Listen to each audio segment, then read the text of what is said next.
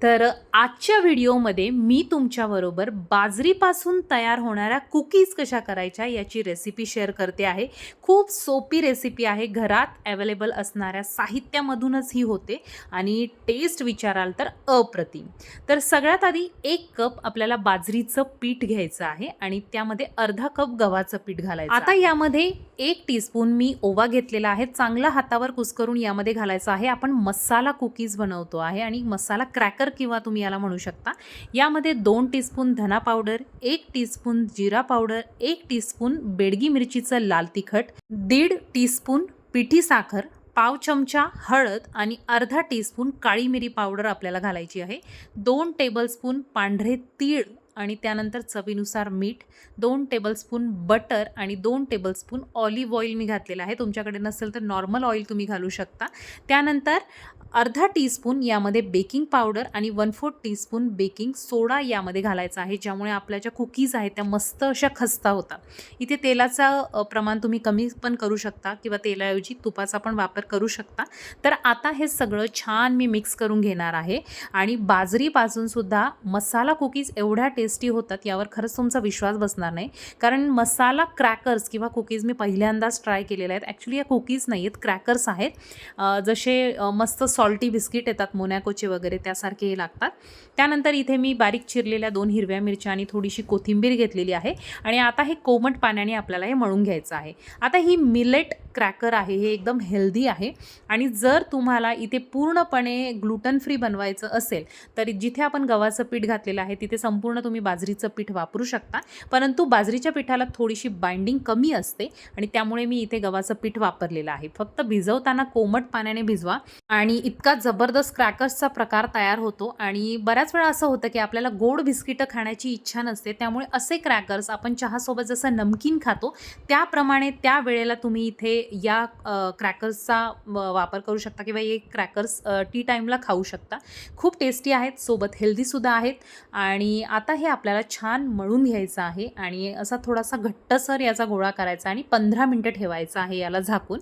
आणि 15 मिनिटानंतर आपण याचे क्रॅकर्स करणार आहोत. करायला ही रेसिपी अगदी सोपी आहे. घरातले सगळे मसाले वापरून आपण केलेलं आहे. खूप काही वेगळं असं घातलेलं नाही आहे. इथे ऑलिव्ह ऑइल मी वापरलेलं आहे. नसेल वापरायचं तर साधं तेल घातलं तरीही चालतंय. त्यानंतर इथे बघा मी बटर पेपर घेतलेला आहे.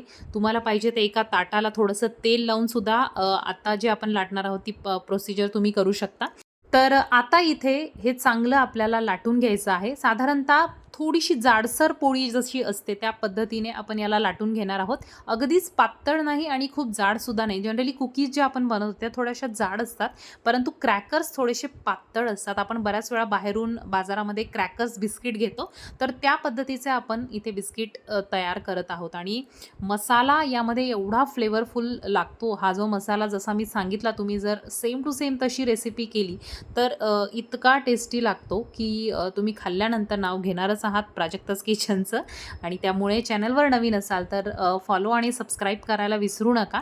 तर इथे मी अशा प्रकारे याला थोडंसं चौकोनी आकार देण्याचा प्रयत्न करत आहे आणि चौकोनी आपल्याला चांगलं लाटून मग याच्या क्रॅकर्स आपल्याला तयार करायचे आहेत. तर साधारणतः आयताकृती मी थोडासा लाटून घेतलेला आहे. बाजूच्या कडा काढून टाकलेल्या आहेत आणि अशा प्रकारे लांब लांब याच्या क्रॅकर्स मी बनवत आहे. आता हे बनवताना थोडीशी साईज तुम्हाला हव्या त्या आकारामध्ये तुम्ही करू शकता. तुम्ही गोल कट करू शकता किंवा जर तुमच्याकडे कटर्स असतील स्क्वेअर शेपमध्ये तर तसेही कट करू शकता. आता इथे मी सोप्या पद्धतीने तुम्हाला दाखवते आहे, कारण आपल्या सगळ्यांकडेच मोल्ड असतात असं नाही आहे. तर मी साधारणतः 2-2 इंचाच्या पट्ट्या आधी कट करून घेतल्या आणि त्यानंतर मधून बरोबर असे लांब एक क्रॅकर तयार होईल अशा प्रकारे कटिंग याची केलेली आहे. आणि आता आपण याला बेक करणार आहोत. साधारणतः 170 डिग्रीला 20 ते 25 मिनिटात हे खूप छान बेक होतात आणि मस्त क्रिस्पी कुरकुरीत होतात. आता बघा स्टोरेज याचं कसं करायचं, म्हणजे स्टोअर करायचे असतील तुम्हाला तर साधारणतः एअरटाईट कंटेनरमध्ये 2 महिने हे क्रॅकर्स अतिशय उत्तम राहतात. मुळात हे केल्यानंतर 2 महिने राहण्याचा प्रश्नच नाही, 2 मिनिटात खतम होतात.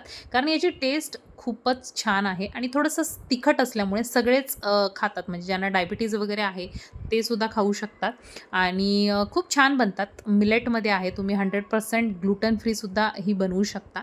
आणि इथे आता मी या सगळ्या क्रॅकर ज्या आहेत त्या ट्रेमध्ये अरेंज करून घेणार आहे आणि ह्या जास्त फुलत नाहीत जशा बाकीच्या कुकीज फुलतात.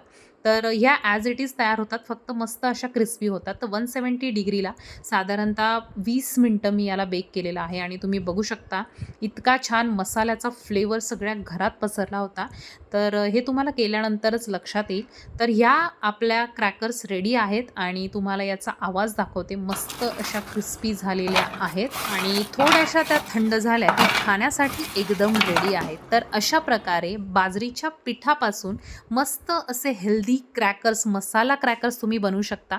इथे हिरवी मिरची किंवा लाल तिखटाचं प्रमाण जर तुम्ही लहान मुलांसाठी करत असाल तर कमी जास्त प्रमाणामध्ये करू शकता.